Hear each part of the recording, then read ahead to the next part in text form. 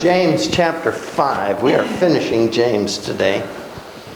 And as you have seen each part of this, well, if you remember chapter 1, what did we say about chapter 1? Anybody remember? Well, that's a long time ago. 4 weeks ago. Chapter 1 was about knowledge. You know, James, remember who he is. He was an Essene. He was a man of the law. Truly a man of the law. God's law. He wasn't a Pharisee. He wasn't a Sadducee.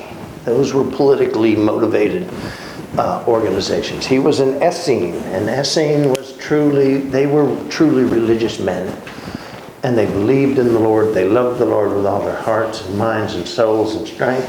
They loved the Word of God. They loved the Pentateuch. They loved the law, the Torah. And they preserved it. They're the ones that wrote all the Dead Sea Scrolls. Remember that. Knowledge was their key. A true knowledge, an unbiased knowledge of God. But the problem they failed in was they had the whole thing of God down. But what they didn't understand so well was their self. They understood their self in terms of obeying and becoming God-like, but they didn't understand their self so much as in terms of others. Like I've said before and I've taught, James was in the crowd with Jesus when he threw himself in front of that adulterous woman. And all the guys were standing there with their rocks. All the priests were standing there with their rocks and their law, and the scribes and the Pharisees with their rocks. And they wanted to kill that woman quite brutally, by the way, heaving rocks at people until they die. And Jesus threw himself in front of a mob with rocks and a woman that the mob found disgusting, evil, ugly, and deserving only of death. James probably looked at that and said, what in the world is he doing? Everything about our law says this woman should die by a horrible method. And Jesus said, no. So this man of law, and his knowledge was strong on this law, had to struggle to become a man of grace. Because without grace, law becomes a very ugly thing. Without mercy, without compassion, without kindness, without emotion, without feelings, without respect, without concern for anybody else other than yourself. God so loved the world, he gave his Son. You see what I'm talking about? The whole motivational purpose, the whole salvific initiative of the Lord was based on the need or needs of everyone. Not just the holies or the cleans or the righteous or those who walk around saying, I don't smoke, I don't drink, I don't spit, and I don't chew. I'm holy. So you've lessened God to a set of behavioral rules or dietary rules. That's no God at all. Jesus came as a man of grace. This was a concept that would be totally foreign to an Essene. Not that it was good, bad, or indifferent, but this is the journey of James. He had to go from a man of law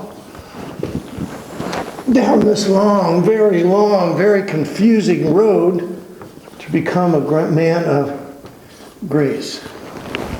It's not easy to do when you've been brought up your whole life in this. Remember, James was the brother of Jesus. That's why I always say, boy, I'd love to have sat at their Thanksgiving table, so to speak. You know, I realize they don't have Thanksgiving, but I would love to have been there to hear these two argue, Jesus and James. Because they were definitely on the same page, but not on the same page. It's like a coin. You know, one side has a beautiful image of a face and the other side has a donkey or something. And you're going, well, I think the donkey's right. No, the face is right. No. And these two must have argued. So chapter 1 was that. James had a whole lot of learning to do. Boy, you got some learning to do, some schoolhouse. And he had to learn how to be a man, yes, of God's law, but also of God's grace. All right, second chapter. What was that? Well, he put together faith. Chapter 2. He discovered that faith wasn't just about self, was it? Paul says it's 2 steps, basically, and that first step is knowledge.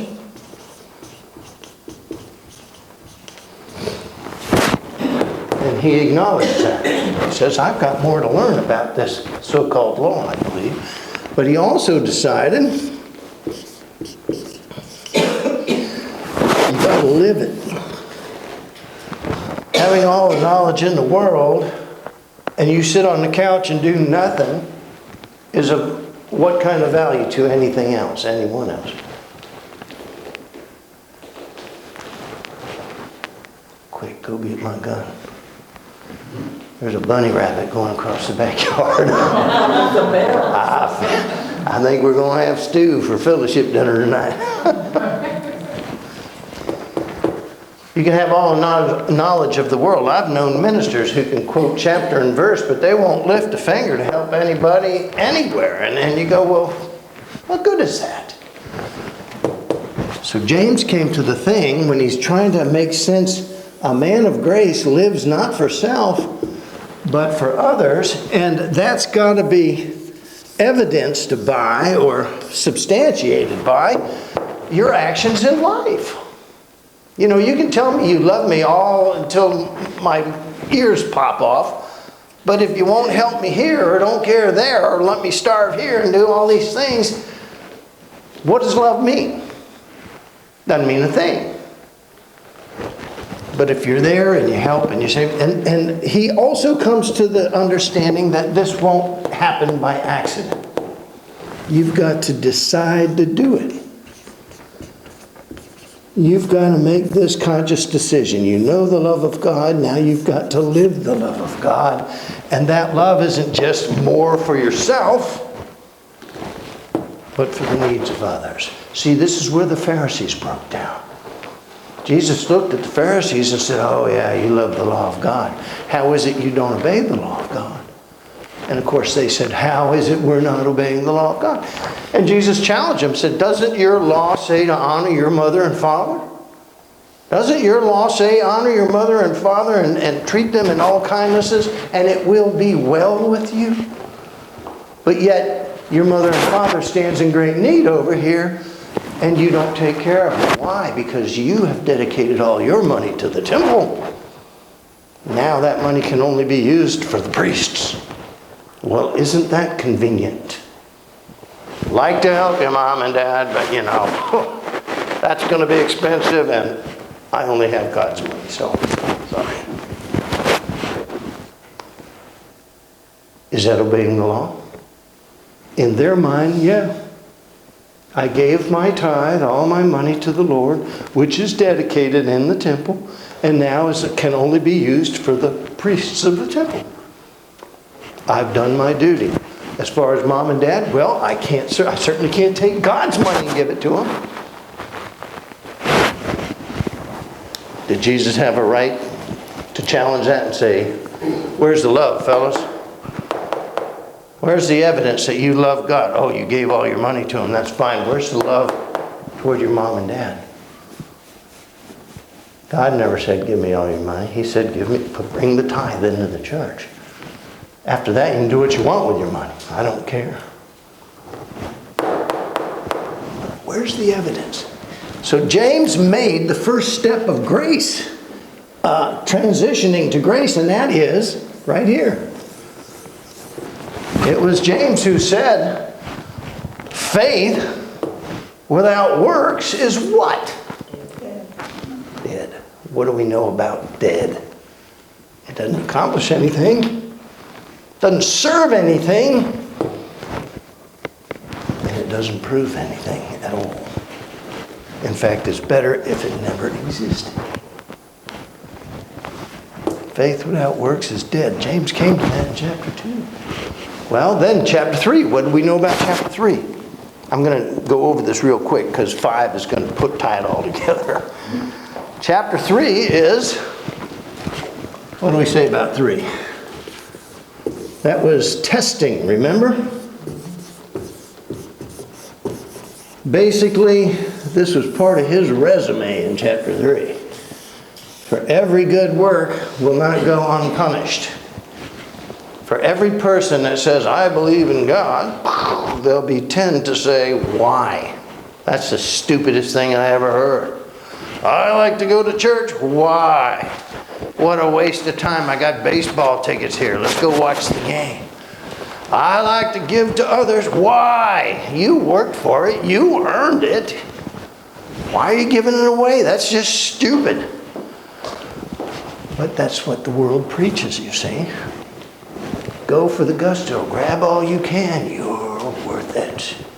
In fact, L'Oreal told me this just this morning. That's true. She's worth it. And told my wife that she's worth it. And my wife told me she's worth it. And I said, okay. I said, I'm worth it. And she said, no, you're not. Don't believe that. Testing will come in every fashion. The minute you say, I love the Lord, the world will say, why? And they will try to convince you otherwise. The minute you try and support this and actually live for Christ, not just know about Christ, your troubles are just beginning. And you can be swayed. The world's real good at doing what it does because it's done it for a long time. And all the guys throughout the Bible, from Genesis 1 to Genesis end, Revelation, have slipped on that banana peel. David, the man after my own heart. Well, what was his problem? He likes to watch girls take showers up on the roof. Bad idea, Dave. Oh, nothing will come of it. Yeah, a little bit came of it.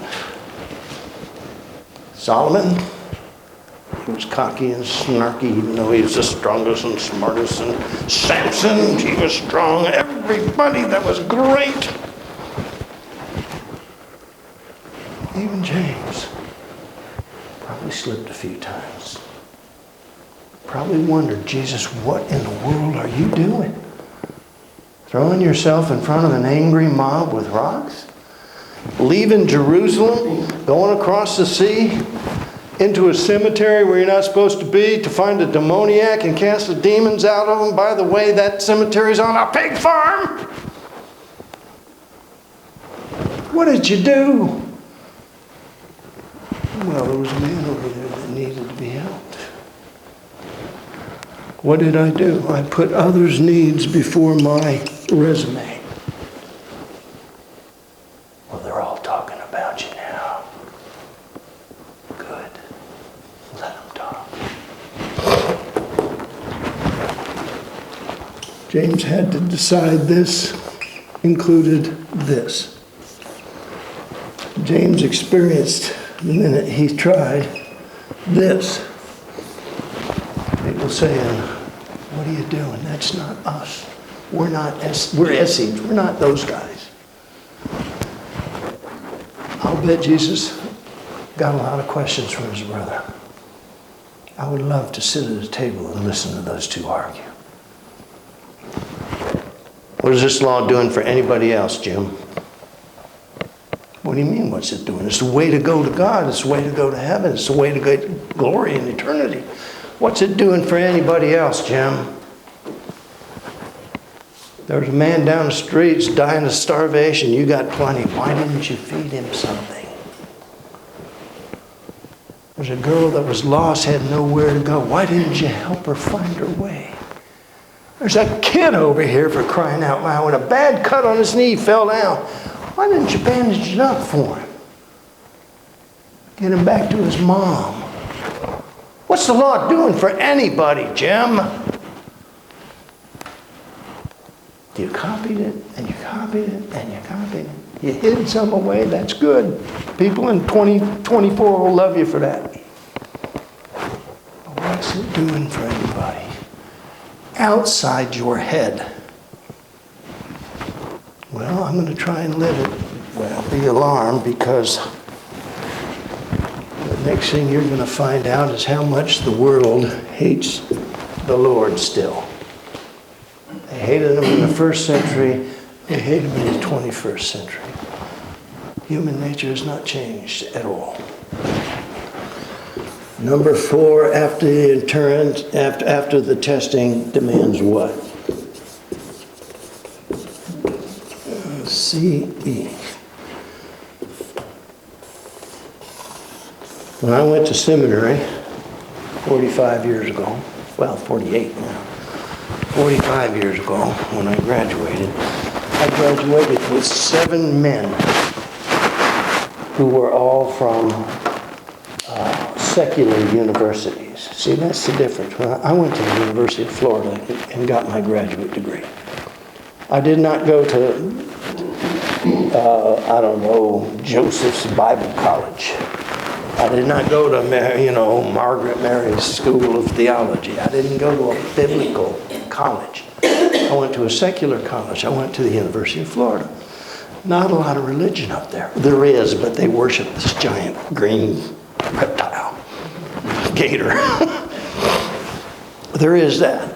But the point is, I graduated. When I went to seminary, everybody there went to Bible colleges and Bible schools, and all their undergrad work. They went to Bible schools as elementary and middle and high school, and then into a Bible college, and they got to seminary, and you know what they knew? The Bible. You know what the 7 guys from the secular universities knew? Go Gators. Ohio State. There was 2 of those there. Ohio State. They liked their team too, but they named it after a nut. What kind of nonsense is that? Have a talk with those boys. We're Buckeyes. Yeah, you're a nut. I get it. I see a lot of that. There's a guy from Pennsylvania, and there was a guy from, USC. 7 of us.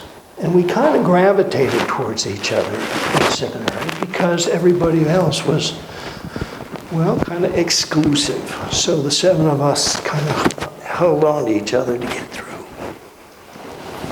And of course, in a place where we thought it would be kind and friendly and sweet and soft and mushy, we got tested by these would-be wannabe Jameses everywhere. It was okay, we got a good taste of it. But endurance.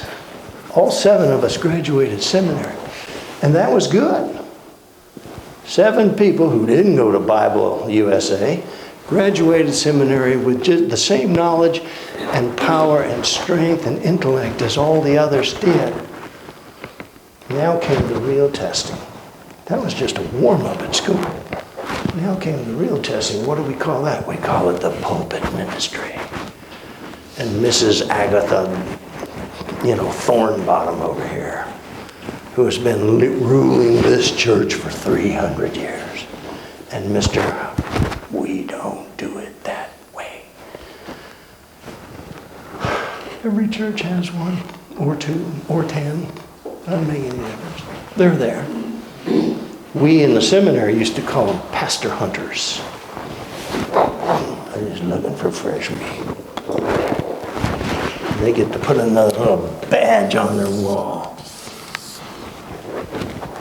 Tom, I killed me another pastor. I'm not kidding you. Some of them had a number of badges on the wall. You don't have to go far to know that. When we started this church, I was your pastor, right? How many years have gone by? 40. How many years have gone by? 40 years, right? Who's your pastor now? Same old Tom, just a lot older. Remember my beautiful auburn hair as opposed to my aluminum helmet I now have? Audubon Park, Covenant Church, right down the street here, have had 17. 17. They wanted us to join them. And I was sitting there with Dr. Deutsch, and I were sitting there listening, and we actually opened conversation to this. And Margaret, ask Benny about Margaret down there. People shudder around that woman. She stood up in that board that we were discussing this merge and said, it won't take you young people long to learn our ways of doing things. My eyes got about that big. Paul looked at me and said, should we run now? I said, I think so. That killed everything right there with that one verse. It won't take you long to learn things the way we do it. Think you got tested in seminary? Wait till you go to the church, the pulpit ministry. You know, they say time heals all wounds. Yeah, well, time also gives wounds an opportunity to happen over and over again. So which one are you healing from? The sad part is, of those 7 men that graduated seminary with me, 5 of them bailed. Gave up on the ministry. Said, this is not what I want to do the rest of my life. 5 quit. I don't know if you can quit with God, but they quit with God. One of them stayed with it, but he retired early at 50. But he said, I didn't quit. I retired. I said, what a crock, Dave. His name was Dave Panther. What a crock. Both of us know what that means. You've had enough. I have enough every week. About 9 times. Any given day. Just ask me. But he retired. 7 men that I personally knew and got close to and strengthened by, and they hopefully were strengthened by me, are no longer in the business. I'm the last one. I'm an endangered species. You people should be taking care of me. Well, Chanter, what's chapter 5 about? Why don't we read chapter 5? Now, pay attention. By chapter 4, he's been in the ministry about 40 years. Actually, 45, 48 if you count my Methodist years, but we'll just deal with this church. This church is what made my hair go gray. Let's look at chapter 5. This is going to surprise you all because so far it hasn't been a very fun book, has it? Well, because the man's on a very difficult journey. And he's striving, and he wants to get to number 5 and become a man of grace. But that's a foreign concept to him. Let's look at 5. Come now, you rich, weep and howl for your own miseries which are coming upon you. Your riches have rotted and your garments have become moth-eaten. Your gold and your silver have rusted. Your rust will be a witness against you and will consume your flesh like fire. It is in the last days that you have stored up for yourself lost treasure or false treasure. Behold, the pay of the laborers who mowed your fields and which have been withheld by you will cry out against you. And the outcry of those who did your harvesting has reached the ears of the Lord of Sabbath, or Sabaoth, which is provision or the provider. And yet you've not provided for them. You have lived luxuriously on this earth and led a life of wanton pleasures. You have fattened your hearts in the day of your slaughter. You have condemned and put to death the righteous man, and he has not resisted you. Be patient, therefore, my brothers. He's talking about people on this journey. Be patient, therefore, my brothers, until the coming of the Lord. For behold, the farmer waits for the precious produce of the soil, being patient about it until it gets the early and the late rains. You too, he's talking about those who are tested and enduring. You too, be patient. Strengthen your hearts, for the coming of the Lord is already at hand. Do not complain, my brothers, against one another, that you yourselves may not be judged. For behold, the judge is already standing at the door. As an example, my brothers, of suffering and patience, take the prophets. They spoke in the name of the Lord. Behold, we count those blessed, truly blessed, those who endure. And you have heard of the endurance. Oh, you have seen the outcome of the Lord's dealings. That the Lord is full of compassion and is always merciful.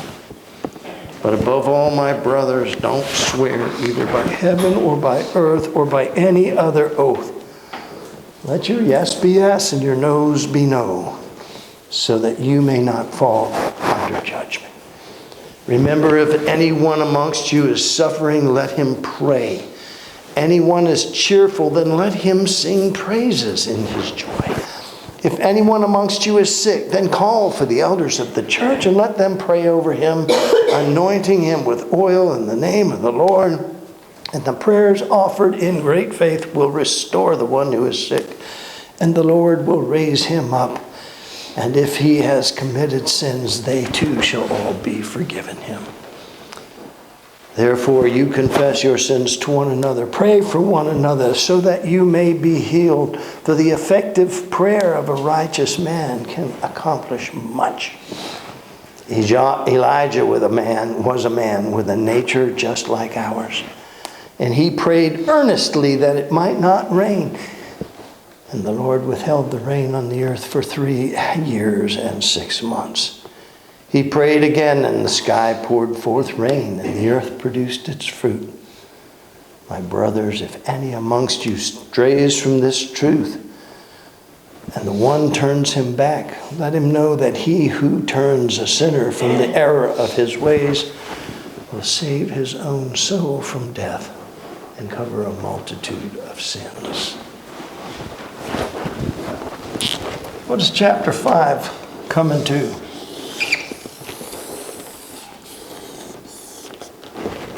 The Grateful Dead sang about it back in the 70s.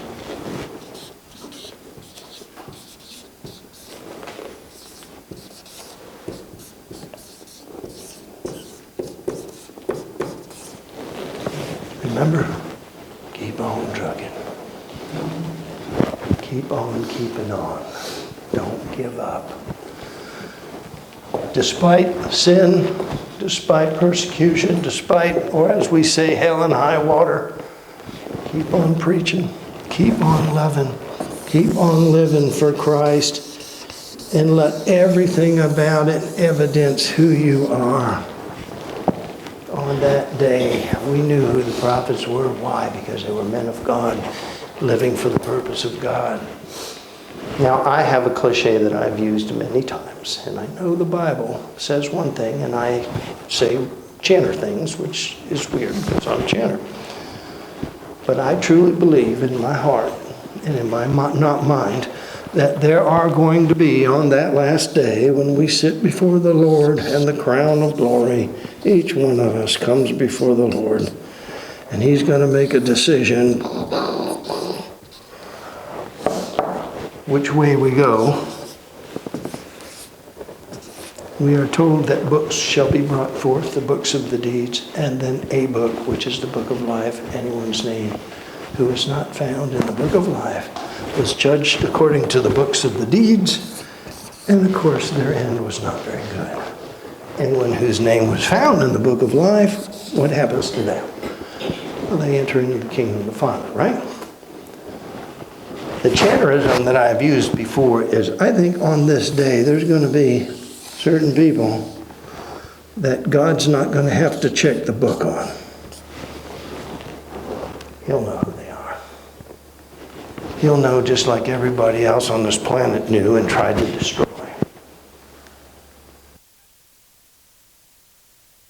It's interesting you should end with that. He didn't pray for the bounty and blessings of the Lord. He prayed that God would withhold the rain People didn't know how well they were blessed in those days. So he said, Lord, withhold the rain for 3.5 years. Funny that this becomes almost a pattern for Revelation, 3.5 years. You know, times and half a time. 3.5 years. 3.5 seasons. Long time. He prayed, Lord, to take away their blessings. Why would he do that? If he were a true man of God, living, others' needs, the whole 9 yards, loving evidence God. Take away their blessings for 3.5 years. You stop the water, you stop the rain, you stop everything. You stop the crops, you stop the cattle, you stop, pretty much everything. Why would he do that? Well, the answer to that question, I believe, is, Elijah, what did you do after the rain stopped? That's when you start seeing the miracles of Elijah, isn't it? That's when the Lord says, well, you created a whole lot of new needs. What are you going to do about them? And that's when Elijah went into action. And Elijah became the man of God that they never really concerned themselves with. That's when the widow and her little boy was fed for 3.5 years. It's when Naaman, the commander of the Syrian army, was healed of his leprosy. That's all the big miracles that Elijah did happened during this period.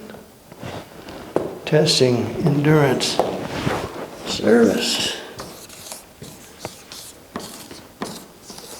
And this service was his joy. People ask me all the time, well, Tom, when does your service begin? Well, the worship starts at 11. The service kind of an ongoing deal forever.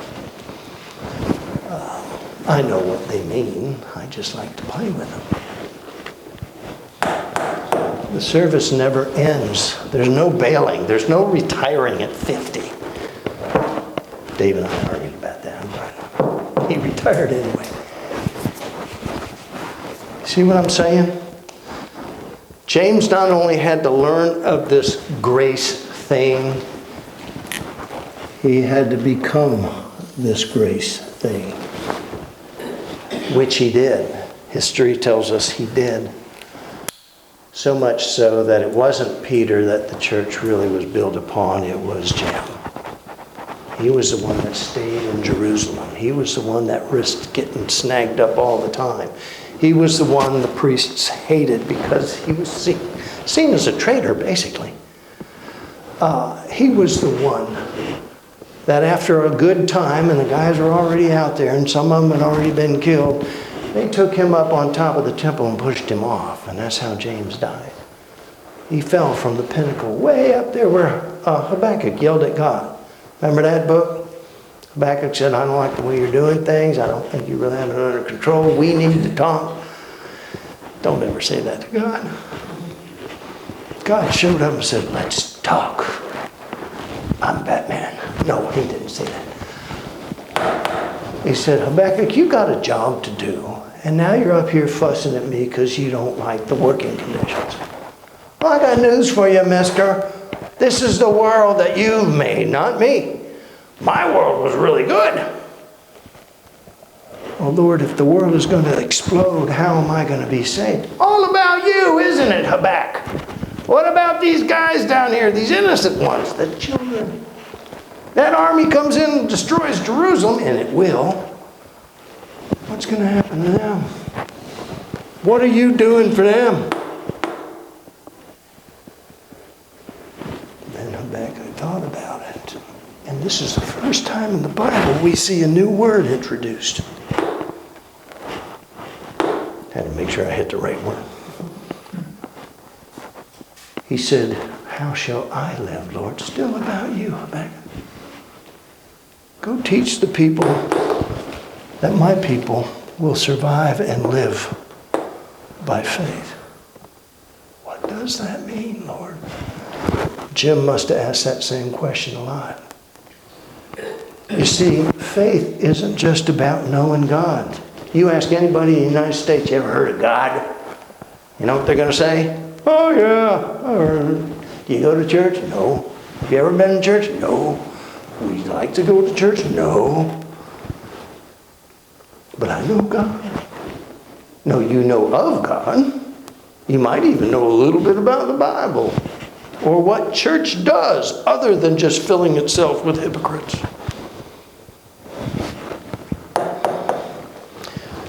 A man of God or a woman of God is so marked as such because they are living differently than the rest of the world. And the major part of that difference is their eyes are not inward, looking at themselves. Their eyes are outward, looking at others and doing something about it joyfully, regardless of what the rest of the world tells. That's faith. This is something James had to learn in a real hard, difficult way. Everything almost contrary to what he originally believed, but that's not true. Jesus said, I didn't come to get rid of the law. The law is good. I came to fulfill the law and make it useful to someone other than yourself. Faith without works is dead. This is James the Essene saying that. That's incredible. That's impossible. He made a long journey to figure out what his brother was all about, what his brother was doing, and why he was doing it, and finally figured out that if you do it, you're going to be hated, but do it anyway. When does the service start? Well, it never really ends, does it? It starts when you profess the name of Christ. And it dies or stops, I guess, on your last breath. The day you close your eyes, the day you feel his hand slip into yours, like he said. I go to prepare a place for those who are mine. If I prepare that place on that day, I will come back and I will take you there myself. Why? Because you belong there. Where else would I take you? Well, before they shoved Jim off the top of the temple, he had to come a long way to learn what his brother tried to teach him for 3.5 years before they crucified him. Talk about testing and endurance. Jesus kind of set that pattern. But Jim got there. He became a man of faith. He wrote his one letter and he said, faith without works is not faith at all. Don't kid yourself. I can tell you that firsthand. Jim, when does this law become good for anybody else other than yourself? It's not. It doesn't. It's not supposed to. Really? Why did you throw yourself in front of an angry mob to save an adulterous woman? Why did you go into a pig farm to save a demon-possessed man? Why did you talk to a woman at the well that had 7 wives or 5 wives or whatever she had, and she's shacked up with some guy now that's not her husband? Why did you touch those 10 nasty lepers? Why did you feed all these selfish, self-serving people? Why'd you heal this and do that? God, Jesus, why are you doing this stuff? Jim, I loved it when the disciples came and asked Jesus. The disciples of John the Baptist came to Jesus and said, are you him or should we look for somebody else? You remember Jesus' answer? Jesus looked at those boys, and now remember, Jesus and John the Baptist were cousins. So Jesus' cousin came and said, are you the Messiah or should we look for somebody else? And Jesus told his disciples, go back to John. Tell him what you've seen. Tell him what you've heard. Tell them what you participated in, the loaves and the fish that you ate. Tell them that no one that you know has been excluded from the grace of God. He didn't say, I'm Messiah. He said, go and tell him what you have seen, what you said, what you heard, what you witnessed. Oh, right before the disciples, right after the disciples got there, Jesus healed that kid that was dead, already in the coffin. That would have been a rush.